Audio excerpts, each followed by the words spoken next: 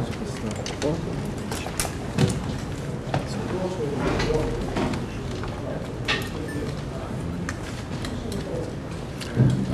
žaidimą turbūt nieko nekalbės, nes visi viską matėm. Aš noriu atsiprašyti Sirgalių už tą vaizdą, ką jie matė.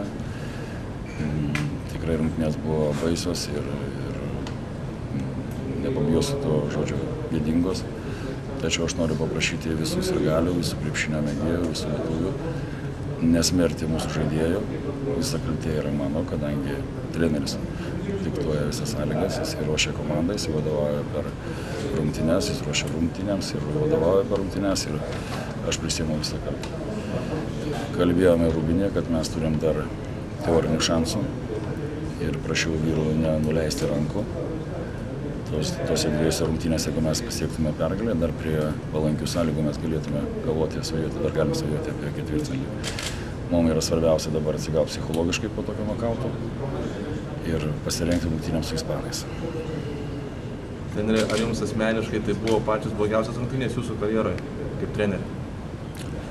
Man yra sunku lyginti šiandien, kadangi šitos rungtynės įvyko šiąnakt, tai jos man aišku yra pačios skaudžiausios.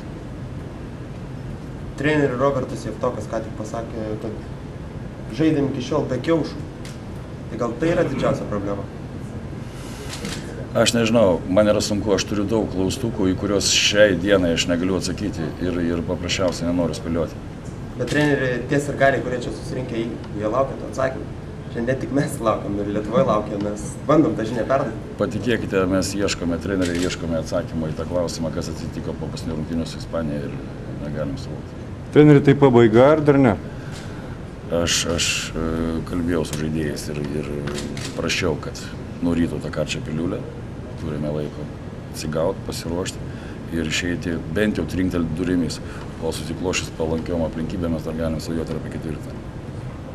Jūs tikite to, taip? Be abejo, be abejo. Aš esu to laivo kapitonas, kuris išlipo paskutinis skęstantis iš skęstančio laivo. Aš negaliu netikėti savo žaidėjais, todėl aš dar kartą noriu paprašyti nekeikti, nes žaidėjai skaito, žinau, kad jie tai skaito ir kad tai jūs gniuždo, tai be jokios abejonės. Tai yra be jokios abejonės, nesakysiu pavardėm, bet aš matau tai iš akių. Šiek tiek tolerancijos, suprasite, kad mes labai stengiamės, mums neišeina. Ir tai yra mano kaip trenerio kaltė, ne žaidėjai. Prašau, nepilti ant jų įvairiausių pamazgų. Treneri, bet nematom elementaraus pykčio ant savęs, rungtynės. Tai gal per daug glostomės mes vieni su kitais? Negaliu pakomentuoti. Lyg tai ir yra nusiteikimas ir po to, kai pradeda birėti, tai nesurinkti niekaip. Treneri, bet kas turi atsitikti, kad rinktinė žaistų kitaip? Sunku patikėti, kad jį žais kitaip. Visų pirmiausia, tai reikia patikėti savo jėgomis, nes mes tikrai nesam tiek blogi krepšininkai, kad pralaimėtume 25 taškais. Ir mes esam praradę pasitikėjimą, tai čia yra faktas, ką galiu šiandien pasakyti. Pažiūrėti kokiuose situacijose, kaip kai kurias situacijas sprendžia žaidėjai, tai jie tikrai savo klubas išgliaudytų kaip prieštus ir net nesusimastytų. Sportas toks yra, dėja mes ant to grėblio užšokom ir... Bet aš noriu dar kartą pabrėžti, aš viską padarysiu, kad komanda atsikeltų ir sužaisiu tas dvi rungtynes garbingai. Viskas, kas yra mano jėgose, aš padarysiu viską. Šiandien Mantas Kalnietis žaidė beveik 2 kėlinius be keitimo. Ar tai buvo kažkoks tai desperatiškas veiksmas, kad jau tiesiog jau nieks nebeina, tai jį išleisti? Vėl čia iš tos kategorijos gal, nes gal yra labai daug, į tuos atsakymus reikėtų gilesnės analizės. Galbūt tai buvo mano klaida, kad reiškia aš stačiau ant kitų žaidėjų, galbūt dėl to, kad aš jo neišleidau, o galbūt man tas labiau tinka prie tokio žaidimo, kai reikia sumažinti skirtumą, kad reikia skubėti, kad yra laisvas žaidimas. Gal. Šiandien tikrai nenoriu nieko spėlioti, tai reikalinga gilesnės analizės. Treneri, tai schemas neveikia ar vykdymas jų yra blogas? Atleiskite, gal užbaikime šitą, nes man yra... Aš manau, kad aš pasakiau daug šiandienai.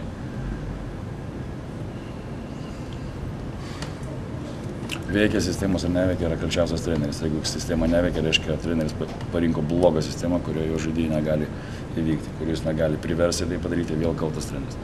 Aš sutinku pilnai su tuo, kad laimi žaidėjai, pralaimi treneris. Esu 100%, aš ne vieną kartą pasakęs. Todėl dar kartą prašau, nereikia pilti pamazgų ant žaidėjų. Treneri visada pažymit, kad tarp kolektyviai išlieka ta gera atmosfera, mikroklimatas. Ar ta vienybė yra ir trenerių štabe? Taip, be abejonės. Be jokios abejonės. Mes viską, aišku, aš esu ir treneris, aš priimu sprendimus, bet mes visada tarėmės, mes esam tikrai vieningi. Jeigu girdite kažkokių tai ančių paskalų, netikėkite, galiu užtikrinti 150%. Taip, man priklauso paskutinis žodis, todėl aš nešu atsakomybę. Ačiū Jums visiems.